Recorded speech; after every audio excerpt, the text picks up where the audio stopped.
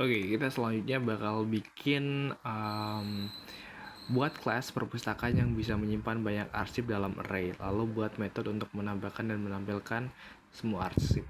Jadi gampangnya gitu, kita tuh disuruh bikin kayak perpustakaan di mana tuh dia tuh bisa nambah arsip, dan di satu yang sama dia juga bisa nampilin arsip yang sudah ditambahkan itu loh teman-teman. Jadi yang perlu kita buat dulu itu tentang yang perlu kita bikin terlebih dahulu itu bikin kelasnya teman-teman. Yang pertama kita bisa bikin kelas arsip terlebih dahulu, sama kayak yang awal-awal tadi, yang kelas arsip tadi seperti ini. Jadi dia tuh ada kelas. Jadi kelas tuh saya ulangin lagi ya, dia tuh semacam kayak cetakan gitu loh, kayak template-nya gitu loh, dia tuh kayak blueprint-nya gitu teman-teman. Jadi apa aja yang ada di isinya, dan itu wajib untuk diisi gitu teman-teman. Terus ada public function-nya. Public function-nya tuh ibaratkan dia properti di dalamnya gitu. Jadi kalau tadi kan cetakan, berarti itu kue di dalam cetakannya gitu teman gitu. Nanti ada judul, tahun, dan jenis itu loh, kayak gini teman-teman. Dan ini tuh nanti bisa ke link, otomatis ke link sama objeknya teman-teman. Objek teman-teman, objeknya yang ada di sini gitu. Terus nanti public function itu sebagai metodenya atau fungsinya gitu. Fungsi dari dari informasi arsipnya itu. Jadi dia bakal nge-return gitu loh, judul. Judul itu teksnya nanti yang bakal muncul di dalam localhost kalian itu. Di judulnya itu nanti menyesuaikan dengan objek yang kalian kirim gitu teman-teman, objek yang kalian tambahin gitu loh. Ini juga menyesuaikan dengan objeknya itu loh. Di sini ada judul, terus juga tahun, dan juga jenis arsip. Terus yang kelas kedua yaitu kita bikin suatu sistem di mana di perpustakaan itu bisa nambah arsip dan juga bisa ngelihat dari isi arsip yang sudah ditambahkan gitu loh. Jadi yang pertama itu private daftar arsip. Terus di sini kenapa private gitu loh? Karena nggak semuanya harus bisa ngelihat daftar arsip. Jadi kelasnya itu ya udah private gitu loh teman-teman. Jadi private sama dan array. Jadi nggak bisa sembarangan dilihat gitu loh. Jadi bisa harus sesuai dulu itu loh.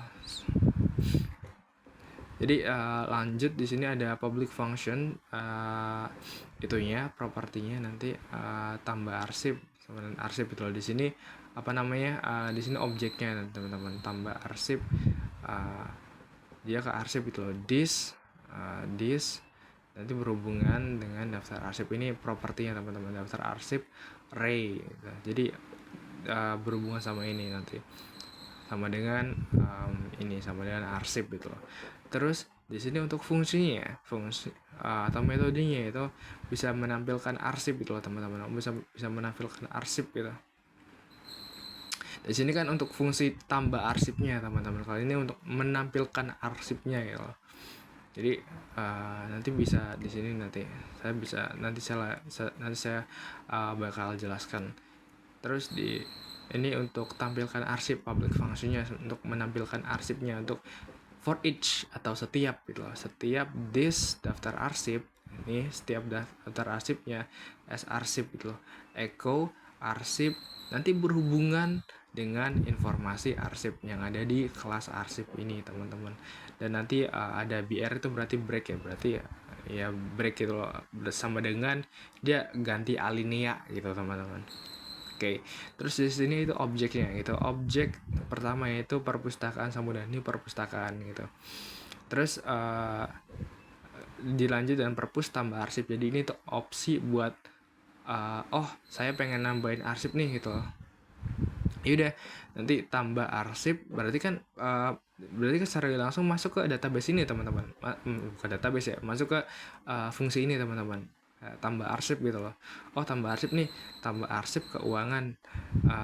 Judulnya itu keuangan, tahun rilisnya tuh 2020. Terus jenisnya tuh jenis kertas gitu loh teman-teman. Dan ini bakal kesimpan di arsip ini gitu. Nah, ini kan udah ketambah ya teman-teman.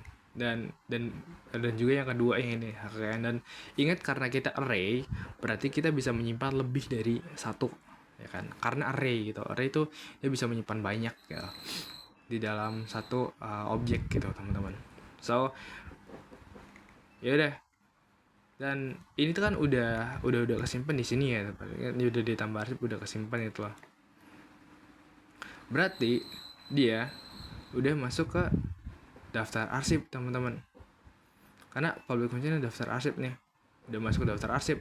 Nah terus ke public function yang kedua nih, for each, untuk menampilkan arsip. Berarti kan yang sudah ditambahin ini nanti daftar arsip as arsip ya kan, terus echo arsip sama dengan informasi arsip itu loh, BR. Nanti informasi yang kasih itu ngeling teman-teman. Jadi yang tambah arsip ini ngeling.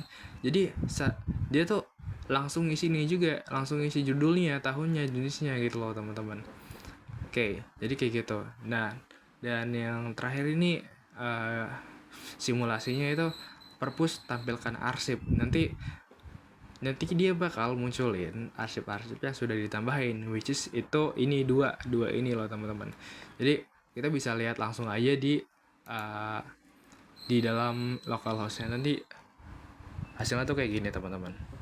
Judul administrasi keuangan. Ini kan arsip-arsip yang sudah ditambahin gitu loh. Anggap aja ini tuh database-nya. Berarti udah ditambahin ke database-nya gitu teman-teman. Karena di sini sudah udah ditambahin new arsip itu loh.